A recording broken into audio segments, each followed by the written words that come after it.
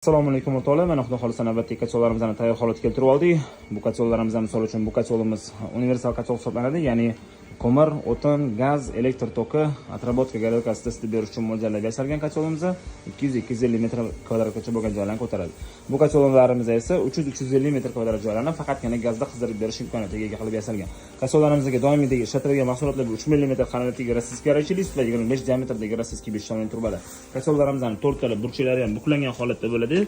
Ya'ni butun list ishlatiladi, faqatgina old tarafida shov tushirilgan bo'ladi. Birinchi xonamizda bu tozalab turish uchun mo'ljallangan xonasi, ikkinchi xonamizda o'tin, ko'mir solish uchun mo'ljallangan xonasi mana shunday holatda ochilib yopiladi va eng pastdagi xonamizda bu gazoviy garelka yoki bo'lmasam kuldan tozalab turish uchun mo'ljallangan xonasi.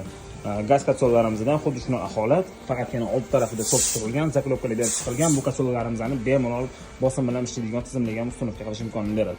Buyurtmalar bo'lsa bemalol buyurtma qo'yrasalar, pastda telefon raqamlarimizdan yozib qoldiramiz.